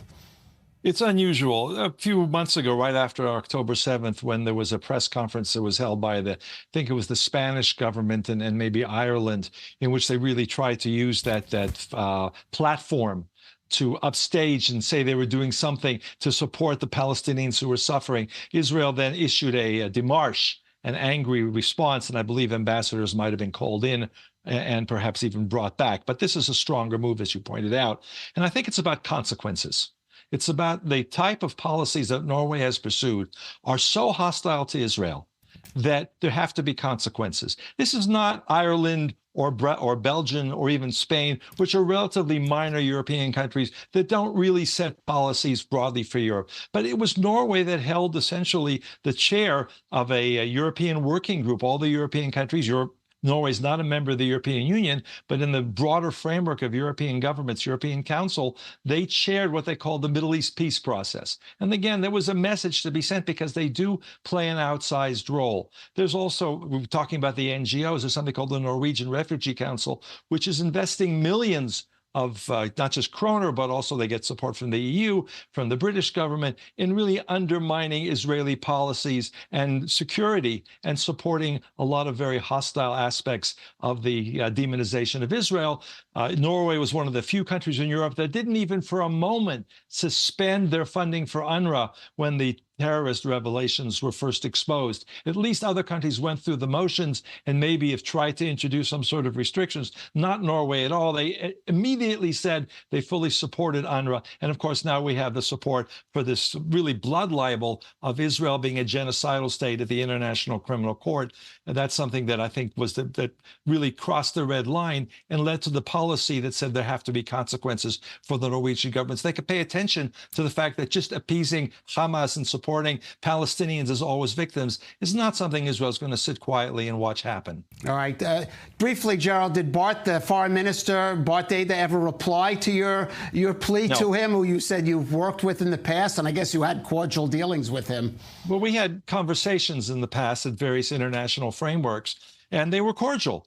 And they were very substantive. He would ask questions. He seemed to know something about Israel and the Middle East. It didn't seem at all hostile. This was more than once. It was a number of occasions. So I thought he was someone that we could work with. I had been in Norway, and the last time I was there was just before, I think it was in January of 2000, just before COVID. And I sat with him. He was a member of parliament. He was not a member of the government at the time. And we talked about these issues in a very, I would say, serious way. And a comfortable way, a pleasant way. His policies are completely different from that.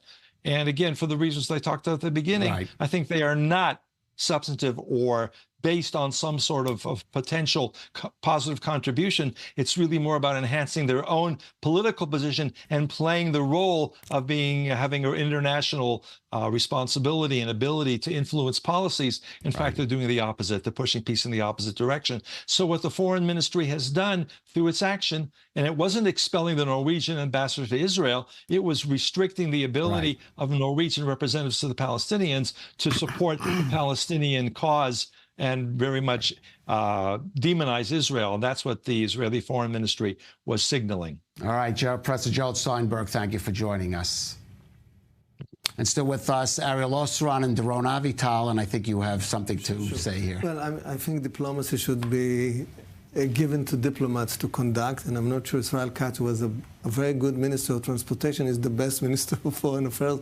You remember Kissinger about foreign affairs, that Israel doesn't have foreign policy but only internal politics. And I think this is, I mean, the motivation and the way it's conducted and those tweets are not the way to do diplomacy. I mean, there are many states, for example, that advocate the two-state solution, and we can't cancel all those states that advocate the two-state solution. This is part of... It's like 150 countries. Yeah, exactly. Okay, but there are certain steps. Of course. And there's some certain sensitivity because of the role Norway had. There's a way to talk. There's a diplomatic way of doing things. I mean, we are part of the Western world. We are part of the civilized world. We are Western culture. I think we should go back to those kind of stuff. All right. Well, diplomacy and Twitter often don't make it for a combination. Let's get back to the hostages. So Israeli negotiators are set to meet later this week with the mediators trying to finalize a hostages for ceasefire deal as the U.S. ups the pressure on the Netanyahu government to move ahead to an agreement. But 10 months later, the end still seems not quite in sight for the 115 Israeli hostages remaining in Hamas captivity in Gaza. Jody Notelowitz has more. And the president and I have been working on this around the clock. We need to get the hostages out. We need a hostage deal, and we need a ceasefire. And I can't stress that strongly enough. It needs to get done. The deal needs to get done, and it needs to get done now. A new round of hostage negotiations is set to take place Thursday this week. This comes after a call to resume talks was issued by the United States, Egypt, and Qatar. The joint statement signed last week said, quote, "It is time to bring immediate relief both to the long-suffering people of Gaza as well as the long-suffering hostages and their families." Some were in disagreement, however. Israeli Finance Minister Bezalel Smotrich shared on social media on Friday that the proposed deal was effectively a, quote, surrender deal, a comment which drew a sharp rebuke from National Security Council Coordinator John Kirby, who described it as, quote, dead wrong. The views being taken against this agreement, the views expressed by Mr. Smotrich specifically, would in fact sacrifice the lives of Israeli hostages, his own countrymen, and American hostages as well, and flies in the face of the national security interests of Israel at this critical stage of the war. Adding that this deal fully protects Israel's national security interests, and that President Joe Biden would not allow extremists to blow things off course, while Prime Minister Benjamin Netanyahu said that he would send a delegation to the talks. Not everyone in Israel is optimistic. We heard the news about the summit next Thursday.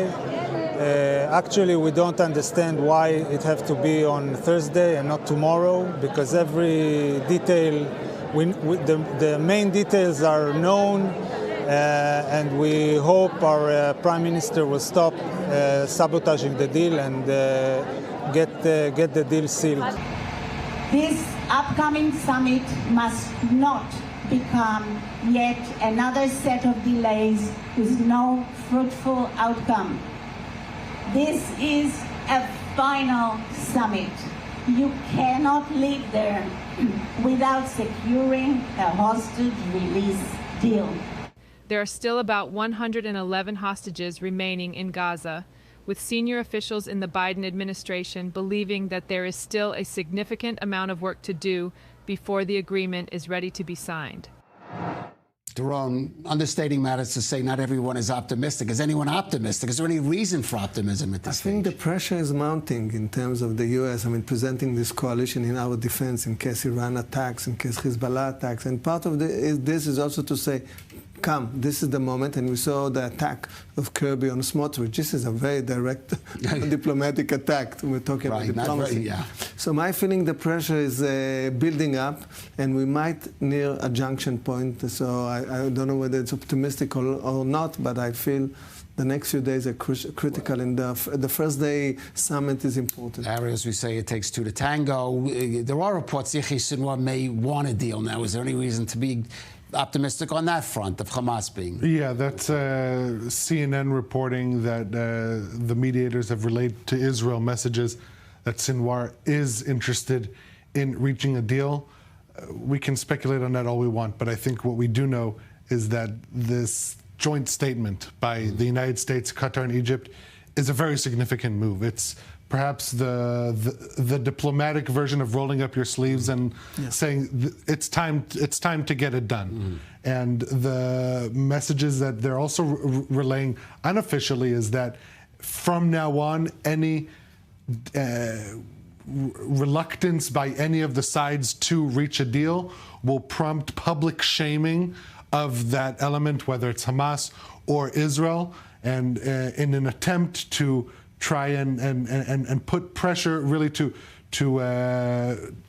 channel all the pressure that is currently on either of the sides in the most productive way. I think this is long overdue by the mediators, who by this step have really lost all patience with the conduct of both Israel and Hamas. And I think it's not the camp you want to be associated with how the mediators are putting the two in the same pool, simply because, according to the mediators, it's the sides themselves that are preventing a deal from actually being implemented. That is the same for Hamas, and unfortunately that's also the same regarding Israel. Right. Well, let's see if anything comes out of this. I think on Thursday their meeting is going to be set in either Cairo or Doha, apparently. Let's move now to one of the most controversial issues within Israeli society, the draft deferment that's given to young men from the ultra-Orthodox or Haredi sector that enables them to deduct mandatory military service while studying in religious seminaries or yeshivot. Last week, heeding a Supreme Court ruling that the deferment was unfair to those who have to do service, the IDF began sending out draft notices to Haredi men, but only 48 out of the first 1,000 showed up to the enlistment office, although hundreds did come out to protest. Now Attorney General Gali Baharav Miera has ordered the Labor Ministry to cut daycare subsidies intended for the children of ultra-Orthodox men who dodged the draft, sparking an uproar among Haredi leaders, including the Shas Party, who responded with this statement: the Attorney General's decision to deny working ultra-Orthodox mothers the subsidy for daycare 3 weeks before the start of the school year just because the husband is studying Torah. This is cruel legal bullying and abuse of helpless children. There's a disgraceful mark on a legal system supposed to be a protector and address for women who have decided to enter the workforce and contribute to the economy. Efforts are being made to reach a legal settlement in cooperation with the security establishment. Insulting ultra-Orthodox working women works as a means of, insulting ultra-Orthodox women will not work as a means of pressure. It's an absolute folly that will not remove a single student from the study hall and delay any solution on the issue.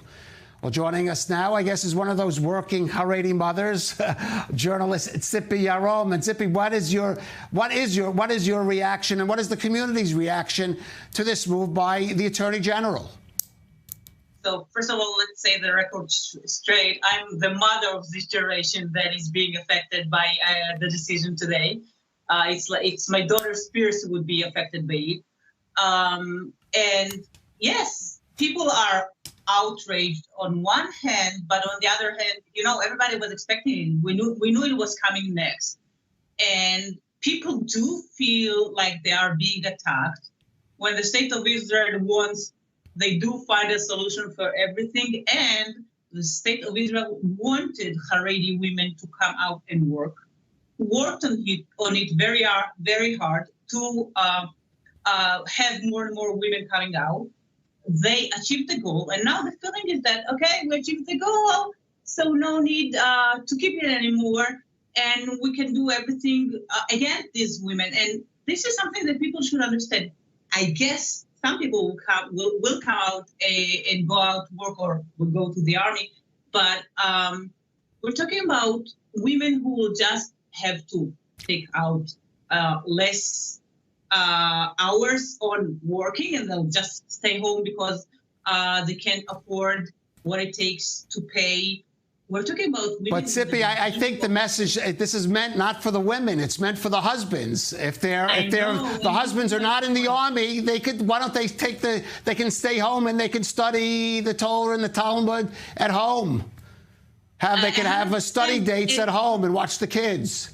100%. This is how it's being presented, but I'm saying that the bottom line, when you talk about a woman who wants her husband to sit and learn, and she is going out to work, finally it's going to be a burden on her shoulders. Some women will just send their children to those unauthorized daycares and where they pay less and they're probably even undocumented, and others will just work less. So it's not like this is what is going to bring people to the army. And also remember that it's not talking about all Haredi men. We're only talking about people below the age of 26. So if people are talking about getting people out to work, this is not going to work. For the army, again, maybe some people planned anyway to go out and enlist to the army. It's just not going to work. And Haredi Knesset members are already working on solutions.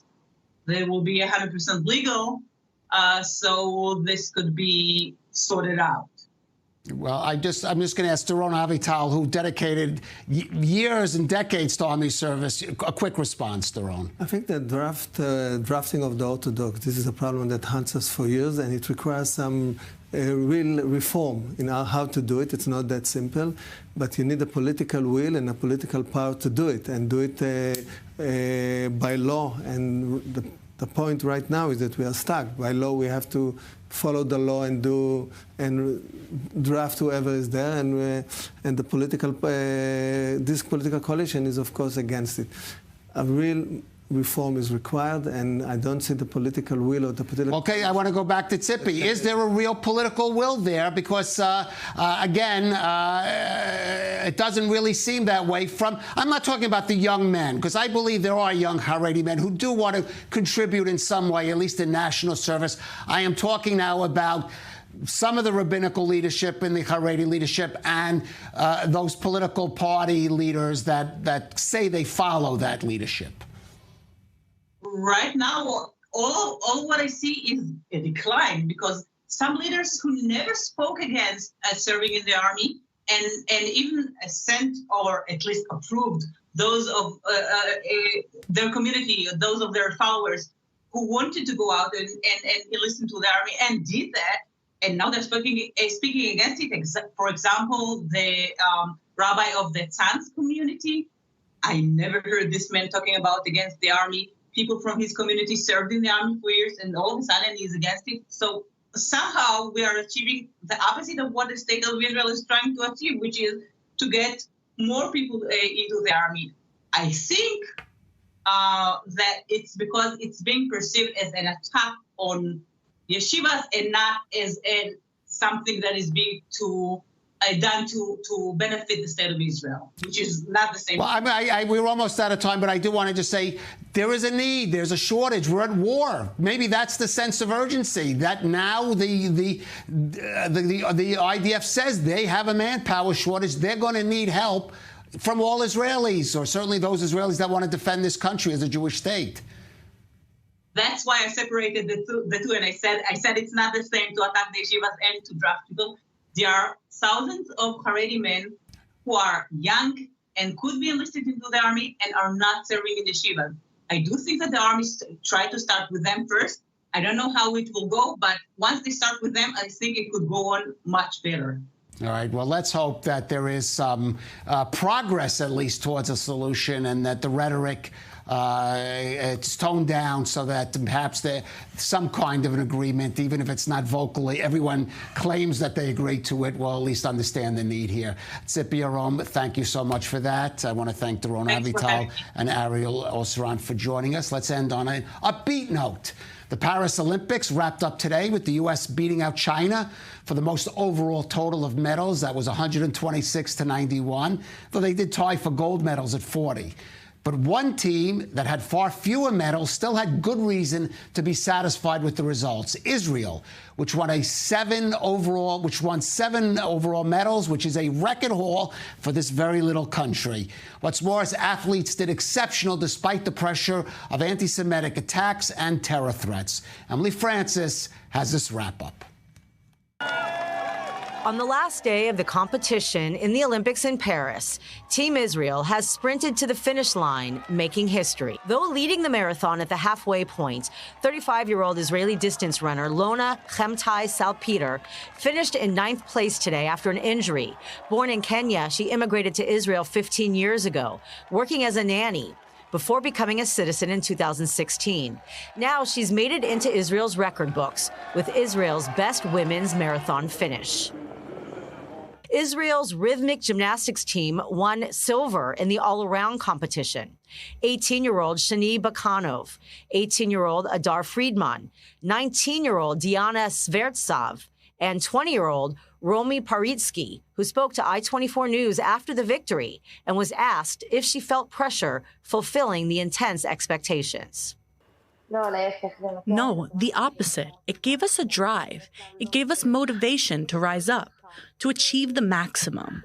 In this period of time, we have received so much support from everyone that has come here, from the amazing crowd during the competition, and it gave us crazy energy and the will to win. 88 athletes represented Israel in the Paris Olympics, 54 men and 34 women, competing in 16 sports and 67 events. Team Israel clinched 7 medals, Israel's best showing in Olympic history. Artistic gymnast Artem Dolgopiat clinching the silver medal in the floor exercise. Turning to windsurfing, Tom Reuveni sailed through the competition, winning Team Israel's only gold medal. Sharon Cantor won the silver in the women's windsurfing finals. In judo, Israel's most decorated Olympic sport, 3 athletes came home with medals. Ukrainian-born superstar Peter Palchik, Israel's opening ceremony flag bearer, clinching bronze. In the women's category, Inbar Lanier and Roz Hershko won silvers in their respective weight classes. 80 years ago, my grandparents survived the Holocaust. But anti-Semitism is still all around us. But not all was smooth sailing for Jewish athletes amidst the rising tide of anti-Semitism. U.S. Olympic wrestling gold medalist Amit Elor, whose parents are Israeli, took to social media to address her personal struggle in the face of hate. My grandparents won. I won. Humanity will win. All in all, although not every Israeli athlete brought home a medal, there were many strong finishes, giving Israelis reasons to kvel. Emily Francis, I-24 News. Well, congratulations to the Mazel Tov to the Israeli team.